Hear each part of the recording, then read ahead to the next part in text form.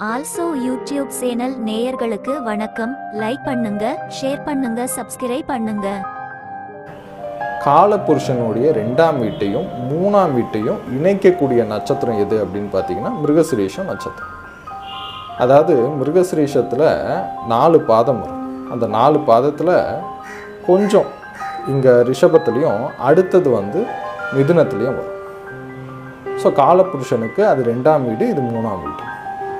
2ஆம் வீட்டோட அதிபதி சுக்கிரன், 3ஆம் வீட்டோட அதிபதி புதன்.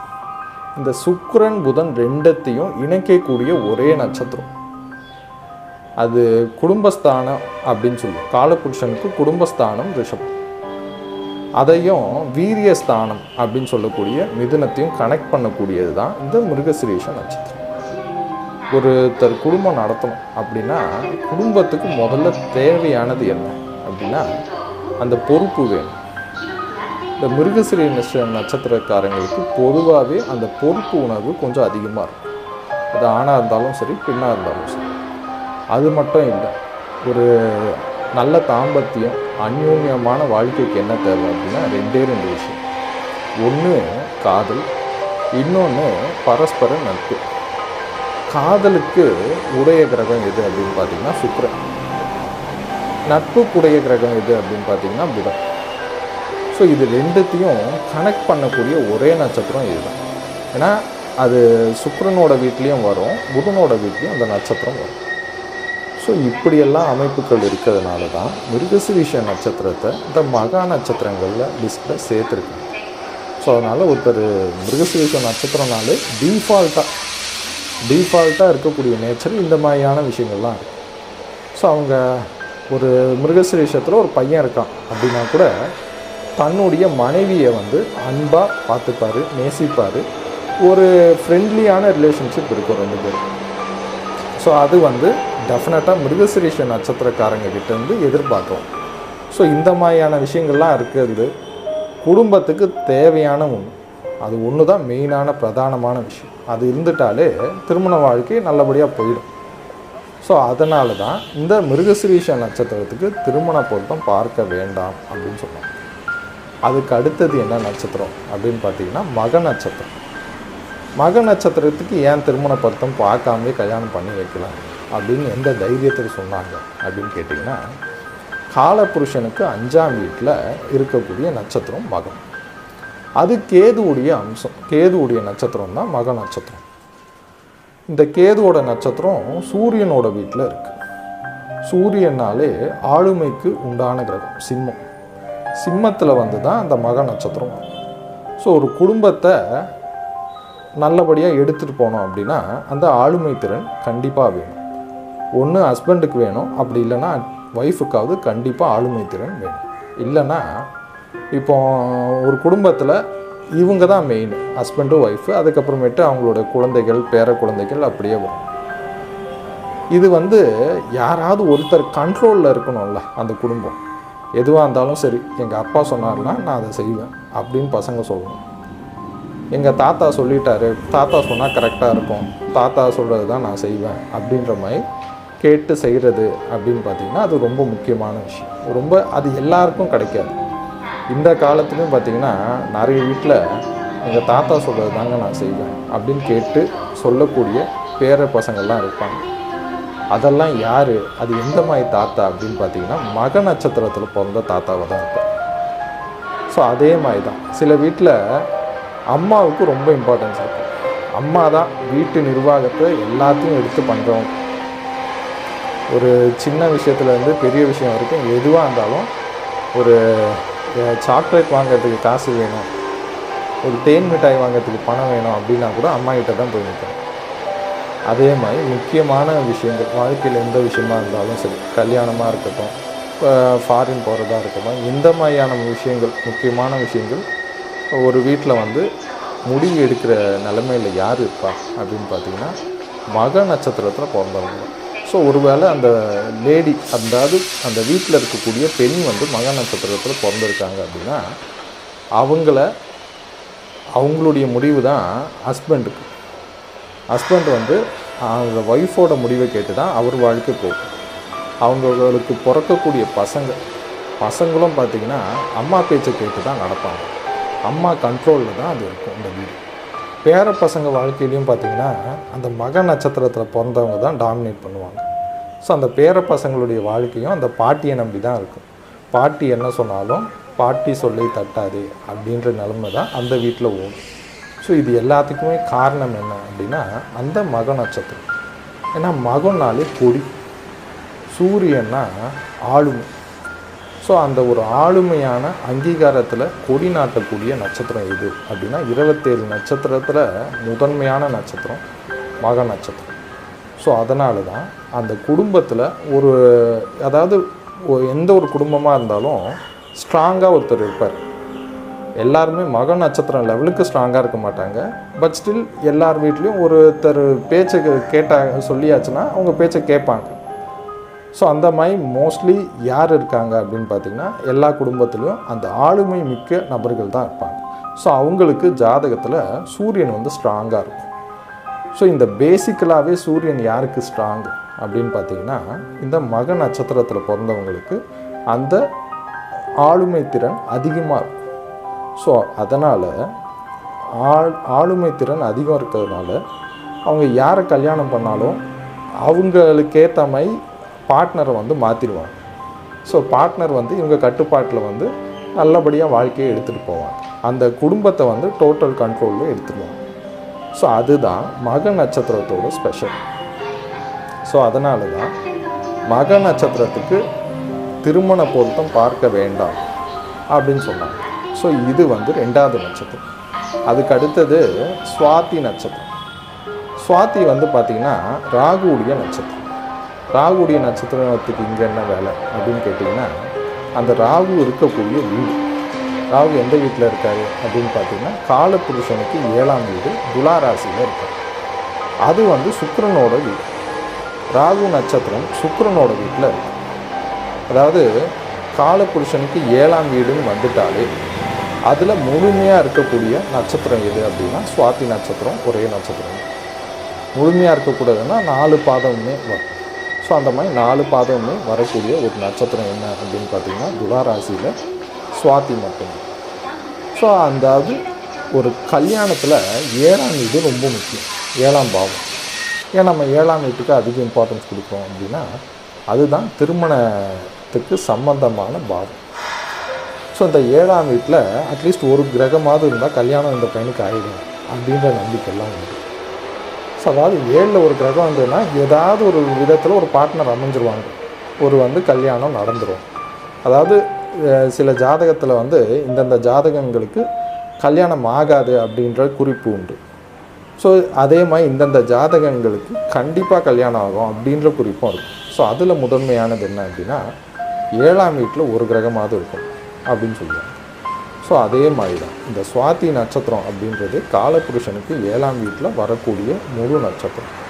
ஸோ இந்த சுவாதி நட்சத்திரம் வந்துட்டாலே அந்த திருமண வாழ்க்கை சுகமாக இருக்கும். ஏன்னா எதனால் சுகம் வேணும் அப்படின்னா கல்யாணம் பண்ணுறது ஒரு நல்ல சுக வாழ்க்கைக்காக தான். ஸோ அப்படி பார்க்கும்போது அது சுக்கிரனோட வீட்டில் இது இருக்கிற நட்சத்திரம் என்னன்னு பார்த்தீங்கன்னா ராகுவுடைய நட்சத்திரம். ஸோ ராகுவுடைய நட்சத்திரம் சுக்கிரனோட வீட்டில் இருக்கிறதுனால என்ன ஆகும் அப்படின்னு பார்த்தீங்கன்னா டெஃபினட்டாக ரெண்டுமே இது சுக்கிரன் வந்து சுகக்காரகன், ராகு வந்து போகக்காரகன், ரெண்டுத்தையும் அதிகப்படுத்துறது. ஸோ இந்த சுகக்காரகனோட போகக்காரகன் இணைஞ்சு இருக்கக்கூடிய ஒரே நட்சத்திரம் சுவாதி நட்சத்திரம். ஸோ அதனால் இந்த சுவாதி நட்சத்திரத்தில் பிறந்த எல்லாருக்குமே பார்த்திங்கன்னா திருமண வாழ்க்கை மோஸ்ட்லி வந்து சாட்டிஸ்ஃபைடாக திருப்திகரமாக இருக்கும். அதுதான் மெயின்.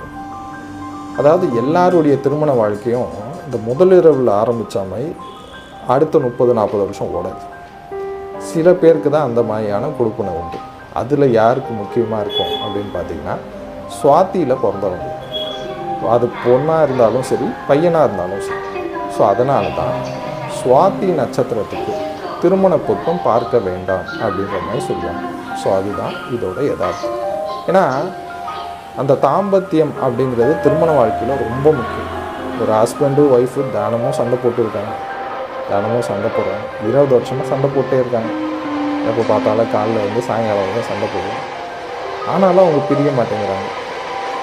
என்ன ஏதாவது சண்டை போட்டு ஒய்ஃப் வந்து ஒரு 4 நாள் அம்மா வீட்டுக்கு போனாலும் 5ஆவது நாள் திரும்பி வந்துடுறாங்க, இல்லை ஒரு வாரம் போனாங்கன்னா அடுத்த வாரம் திரும்பி வந்துடுறாங்க. இந்த மாதிரி தான் ஓடுது. எதனால் பிரியவே மாட்டேங்கிறாங்க அப்படின்னு பார்த்தீங்கன்னா, அதில் அந்த ஹஸ்பண்ட் வந்து சுவாதி நட்சத்திரம். சுவாதி நட்சத்திரம்னாலே என்ன தான் சண்டை வந்தாலும் அது வந்து காலையில் மாலைக்கு மேலே மாறுபடும். ஸோ அந்த மாதிரியான 2 பேருக்கும் அந்த அந்யோன்யம் தாம்பத்தியம் அதெல்லாம் சிறப்பாக இருக்கும். ஸோ அது ஒன்று இருந்துட்டாலே திருமண வாழ்க்கை ஸ்டெடியாக பிடிச்சிக்கும். அதாவது என்ன தான் கருத்து வேறுபாடுகள் அப்பப்போ வந்தாலுமே அது வந்து கொஞ்சம் அட்ஜஸ்ட் ஆகிடும். அதுதான் முக்கியம். ஸோ இந்த பந்தத்தை இணைக்கக்கூடியது தாம்பத்தியம். ஸோ அது வந்து இந்த ராகுவுடைய சுவாதி நட்சத்திரத்துக்கு அதிகமாக அந்த ஸ்பெஷாலிட்டி இருக்கிறதுனால அது சிறப்பாக இருக்கும். ஸோ அந்த விஷயங்கள் இருக்கிறதுனால டெஃபினட்டாக பெருசாக திருமண பொருத்தம் பார்க்கும்போது ரொம்ப போட்டு குழப்பிக்க வேண்டாம், சுவாதி நட்சத்திரத்தை பார்த்தா கல்யாணம் பண்ணி வைங்க அப்படின்ற மாதிரி சொல்லிடுவாங்க. ஸோ அதுதான் இதோட காரணம். அதுக்கு அடுத்தது என்ன நட்சத்திரம் அப்படின்னு பார்த்தீங்கன்னா அனுஷ நட்சத்திரம். அனுஷ நட்சத்திரம் இந்த மகா நட்சத்திரங்களில் 4வது நட்சத்திரம். 4 நட்சத்திரம் தான். மகா நட்சத்திரங்கள்லாம் என்ன அப்படின்னா மிருகஸ்ரீஷம், மகம், சுவாதி, அனுஷம். இந்த 4 நட்சத்திரத்தில் பிறந்தவங்களுக்கு திருமண பொருத்தமே பார்க்க வேண்டாம் அப்படின்னு சொல்லுவாங்க. அனுஷ நட்சத்திரத்தில் அப்படி என்ன ஸ்பெஷாலிட்டி இருக்குது அப்படின்னு பார்த்தீங்கன்னா, அனுஷ நட்சத்திரம் செவ்வாயுடைய வீட்டில் இருக்கக்கூடிய சனியோட நட்சத்திரம். அனுஷம் அப்படிங்கிறது சனியோட நட்சத்திரம். ஆனால் அது எந்த வீட்டில் இருக்கும் அப்படின்னு பார்த்தீங்கன்னா விருச்சிகத்தில் இருக்கும். காலபுருஷனுக்கு 8ஆம் வீடு. அது செவ்வாயோட ஆளுமை திறன் மிக்க வீடு. அதாவது பொதுவாகவே கோபத்துக்கு காரக கிரகம் எது அப்படின்னு பார்த்தீங்கன்னா செவ்வாய். ஒருத்தர் அதிகமாக அப்பப்போ கோவப்பட்டுக்கிட்டே இருக்காருங்க, ரொம்ப டென்ஷன் பண்ணிட்டீங்க அப்படின்னு சொல்லியாச்சுனாலே அவர் ஜாதகத்தில் செவ்வாய் சரியா இல்லைன்னு அர்த்தம். அதுதான் எதார்த்தம். ஸோ அந்த செவ்வாயோட தன்மை தான் கோபதாபம். ஒருத்தர் ரொம்ப அமைதியாக இருக்கார், ரொம்ப பொறுமைசாலிங்க. அவர் வந்து லைஃப்பில் என்ன மாதிரியான ஆஃபீஸில் என்ன மாதிரி திட்டினாலும் சரி எதுவுமே வந்து பெருசாக இது பண்ணாமல் பொறுமையாக போயிடுவார், ரொம்ப நல்ல மனுஷன் அப்படின்னு ஒருத்தர் சொல்கிறாங்கன்னு வச்சுக்கோங்க. அவர்கிட்ட சனியோட தன்மை அதிகம் இருக்கும். ஸோ சனியோட தன்மை யாருக்கு அதிகமாக இருக்கோ அவங்க தான் ரொம்ப பொறுமைசாலியாக இருப்பாங்க, ரொம்ப அமைதியானவங்களாக இருப்பாங்க. ஸோ இது ரெண்டுமே வாழ்க்கைக்கு தேவை. இது என்ன தேவை அப்படின்னா பொறுமை, அமைதி ரெண்டுமே தேவை. ஸோ அது ஒன்று ஒருத்தர்கிட்ட இருந்தாலே அவருடைய வாழ்க்கை, குடும்ப வாழ்க்கை, இல்லற வாழ்க்கை, திருமண வாழ்க்கை சிறப்பாக இருக்கும். ஸோ அது மோஸ்ட்லி இந்த 27 நட்சத்திரத்தில் பொறுமைசாலி யாருங்க அப்படின்னு கேட்டிங்கன்னா நம்ம டெஃபினட்டாக அனுஷ நட்சத்திரத்தை சொல்லலாம். ஏன் அனுஷ நட்சத்திரம்? சனிக்கு 3 நட்சத்திரம் இருக்குது. பூசம், அனுஷம், உத்திரட்டாதி. இந்த 3த்தில் ஏன் நம்ம அனுஷ நட்சத்திரத்தை தான் மோஸ்ட்லி பொறுமைசாலி அப்படின்னு சொல்கிறோம் அப்படின்னா செவ்வாய், அதாவது வீரியமிக்க செவ்வாயுடைய வீட்டில் இருக்கக்கூடிய அமைதியான நட்சத்திரம் அனுஷ நட்சத்திரம், சனியோட நட்சத்திரம். ஸோ அப்படின்றதுனால என்ன அர்த்தம் அப்படின்னா அவங்க வாழ்க்கையை சுற்றி என்ன மாதிரியான பிரச்சனைகள் வந்தாலும் சரி, என்ன மாதிரியான கஷ்ட நஷ்டங்கள் வந்தாலும் சரி, என்ன மாதிரியான ஒரு டஃப்பான சுச்சுவேஷன் லைஃப்பில் ஃபேஸ் பண்ணாலும் சரி, எல்லாத்தையும் தாண்டி அமைதியாக பொறுமையாக வாழ்க்கைக்கு தேவையான விஷயங்களை எடுத்துகிட்டு வழி நடத்தக்கூடியவங்க இந்த அனுஷ நட்சத்திரக்காரங்க. இதுதான் வாழ்க்கைக்கு தேவை. லைஃப்பில் எல்லாமே நம்ம எதிர்பார்த்த மாதிரி நடக்காது. அது நல்லா புரிஞ்சுக்கணும் எல்லோரும். இப்போது எல்லாருமே வந்து கல்யாணம் பண்ணும்போது நல்லா அமைதியான பொண்ணாக இருக்கணும் அப்படின்ற ஆசையில் கல்யாணம் பண்ணுறாங்க. ஆனால் எல்லாருக்கும் அப்படி கிடைக்குதா அப்படின்னா இல்லை. சில வீட்டில் வந்து ரொம்ப வந்து ஆக்ரோஷமான மனைவியாக இருப்பாங்க. ஸோ அந்த மாதிரிலாம் அமையுது பல பேருக்கு. ஸோ அந்த மாதிரி ஒருத்தவங்க அமைஞ்சாலும் அமைதியாக அவங்க கூடயும் திருமண வாழ்க்கையை சிறப்பாக எடுத்துகிட்டு போகிறவங்க யார் அப்படின்னா கண்டிப்பாக அமைதியோடு இருக்கிறவங்க தான். அந்த அமைதி பொறுமைசாலி யார் அப்படின்னா கண்டிப்பாக அனுஷ நட்சத்திரம். வாழ்க்கையில் மனைவி மட்டும் இல்லை, இப்போ குடும்பம்னா எல்லாமே பசங்க எல்லாமே வருவாங்க. யார் வந்தாலுமே சரி, லைஃப்பில் யாராக இருந்தாலும் டக்குன்னு ஒரு இம்பல்சிவாக ஒரு டிசிஷன் எடுத்திங்கன்னா அது எல்லா நேரத்துலையும் ஒர்க் அவுட் ஆகாது. நம்ம வீட்டிலே வந்து பார்த்திங்கன்னா யாராவது ஒருத்தர் வந்து ஒரு பொறுமையாக நிதானமாக யோசிக்கக்கூடியவங்க வேணும். இப்போ ஒன்றும் இல்லை, ஏதோ வந்து இன்டர்நெட்டில் ஒரு விளம்பரம் வருது, எங்ககிட்ட 1000 ரூபா கொடுத்தீங்கன்னா நாங்கள் ஒரு வாரத்துலேயே 2000 ரூபாவாக திருப்பி உங்களுக்கு கொடுத்துருவோம். ஸோ 1 லட்ச ரூபா இப்போ கொடுத்தீங்கன்னா அடுத்த வாரமே வந்து உங்கள்கிட்ட 2 லட்சமாக கொடுத்துருவோம் அப்படின்னு ஒரு விளம்பரத்தை பார்க்குறாங்க. ஒருத்தவங்க பார்த்துட்டு வீட்டில் போய் சொல்கிறாங்க. வீட்டில் வந்து சொன்ன உடனே எல்லாருமே குதிக்கிறாங்க, அடேங்கப்பா அப்படியா, இப்போ 1 லட்சம் கொடுத்தாங்கன்னா 2 லட்சம் கொடுப்பாங்கன்னா நம்ம கொடுத்துடலாம் அப்படின்னு வீட்டில் எல்லாருமே சொல்லிட்டாங்கன்னு வச்சுக்கோங்க. அதுக்கப்புறமேட்டு அந்த 1 லட்ச ரூபா நாம தான்.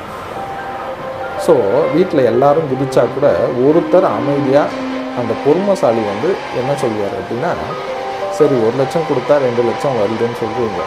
ஸோ அந்த எதனால் வந்து வருது, அப்படி அவங்க எப்படி பண்ணுறாங்க என்ன, இதை கொஞ்சம் யோசித்து அவசரப்படாமல் பொறுமையாக இருந்து நம்ம ஒரு முடிவு எடுக்கலாம். இப்போ எப்படி இருந்தாலும் அடுத்த வாரம் வந்து அவங்க எவ்வளோ பேருக்கு அந்த 1 லட்சம் வாங்கினவங்களுக்கு 2 லட்சம் கொடுத்துருக்காங்க அப்படின்னு பார்த்துட்டு நம்ம உண்மையிலேயே அந்த மாதிரி கரெக்டாக ரொம்ப நாள் நடக்குதுன்னா அப்புறமேட்டு நம்ம முடிவு எடுக்கலாம். அப்படின்ற மாதிரி கொஞ்சம் பொறுமையை கடைப்பிடிங்க, கொஞ்சம் பொறுமையாக இருங்க அப்படின்ற மாதிரி ஆலோசனை சொல்கிறதுக்கு வீட்டில் ஒருத்தராது வேணும்.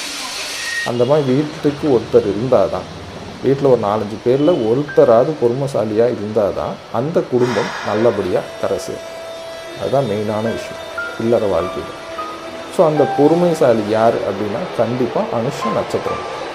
ஸோ அதனால தான் அனுஷத்தில் ஒரு ஆணாக இருந்தாலும் சரி பெண்ணாக இருந்தாலும் சரி